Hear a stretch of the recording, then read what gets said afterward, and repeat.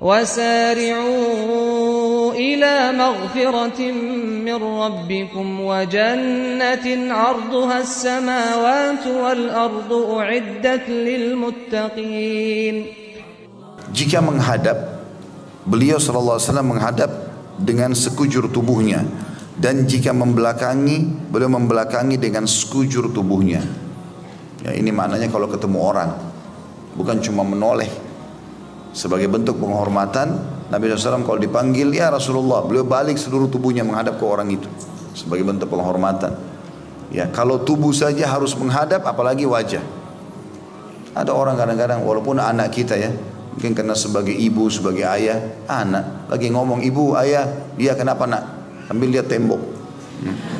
Kenapa nggak lihat ke dia? Lihat ke wajahnya. Kontak antara wajah dengan wajah pengaruhnya besar, ya.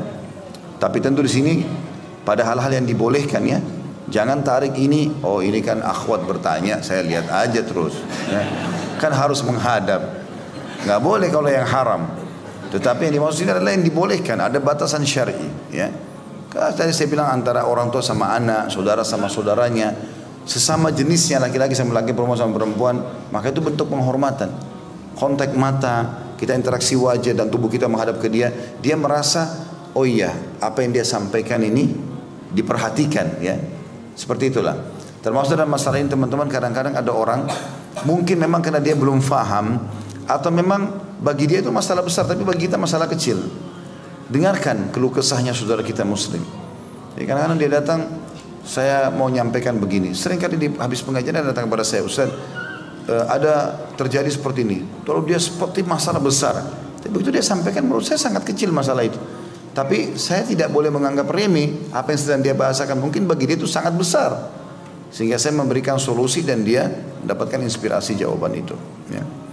Baik, hadis pertama dalam pasal kita ini, nomor 255, kata Imam Bukhari rahimahullah, Bishr bin Muhammad mengabarkan kepada kami, ia berkata, Abdullah mengabarkan kepada kami, ia berkata, Usama bin Zaid mengabarkan kepada kami, ia berkata, Musa bin Muslim maula binti Kariz an Abi Hurairah radhiyallahu anhu annahu rubbama haddatha 'an Nabi sallallahu alaihi wasallam fayaqul haddathanihi ahdabus syufrain abyadul qashhain idza aqbala jami'an wa idza adbara jami'an lam tara 'ainun mithlah wa lan tarahu.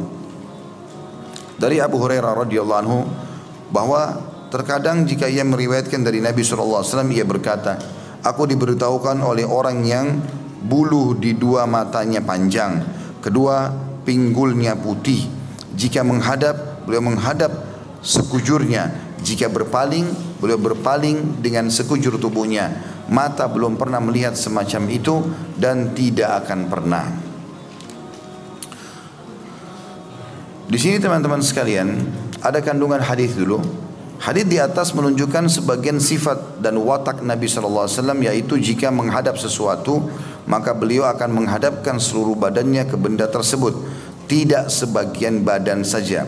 Hal itu beliau lakukan agar badan dan hati senantiasa selaras, sebab dengan memalingkan sebagian badan ke benda yang dilihat menunjukkan watak yang kepura-puraan dan pandir. Hadis ini kita bedah dulu teman-teman sekalian.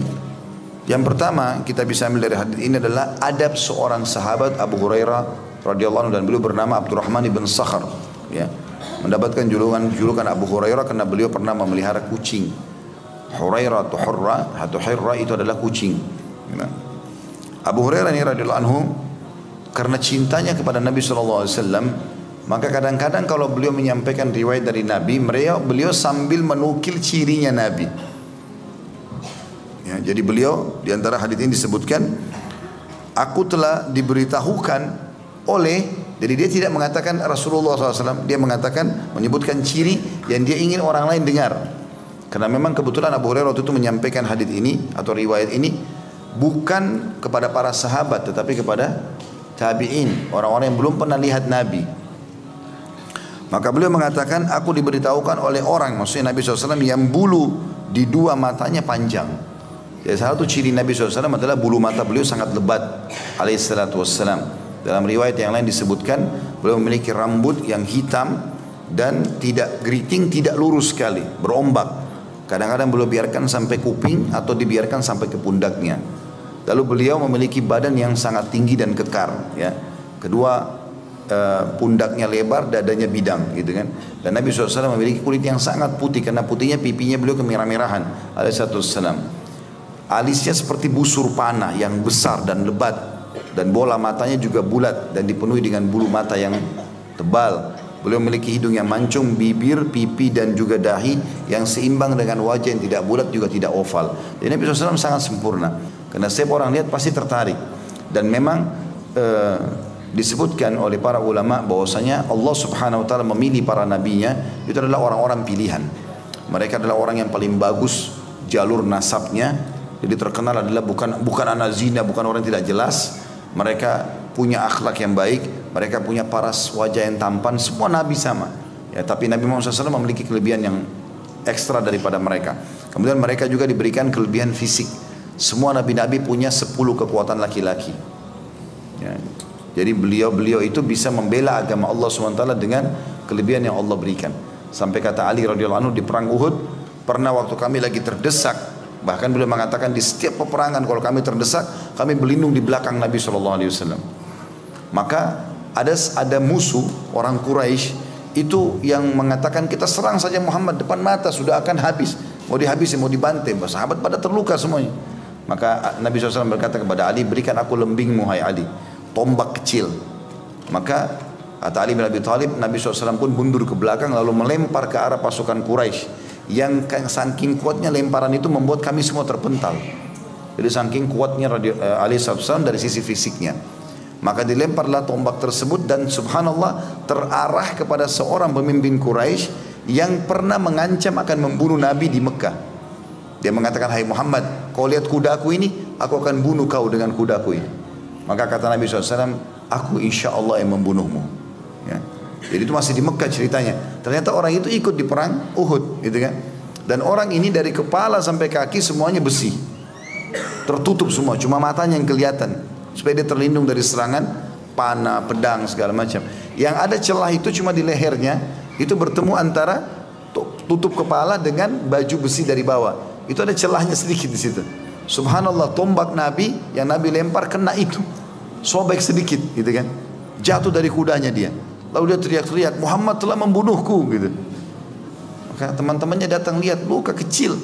Kok ini kenapa? Dia bilang kalau Muhammad ludahi saya sekarang saya mati. Ya, karena takutnya dia dengan Nabi, gitu. Tapi ternyata betul setelah dia pulang ke Mekah, dia sakit karena luka itu, lalu meninggal karena itu. Lalu kata Nabi SAW, sungguh Allah sangat murka dengan orang yang dibunuh oleh nabinya. Jadi nabi-nabi itu jarang bunuh, bahkan bisa dikatakan tidak bunuh orang. Tapi kalau sampai beliau ini penyebab matinya seseorang, berarti orang itu sangat dimurkai sama Allah.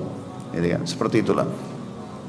Jadi Nabi SAW memang punya kelebihan fisik dan perlu kita gambarkan tadi seperti itu, karena ada hadis Nabi SAW, siapa yang melihat aku dalam tidurnya, mimpinya, berarti dia telah melihat aku.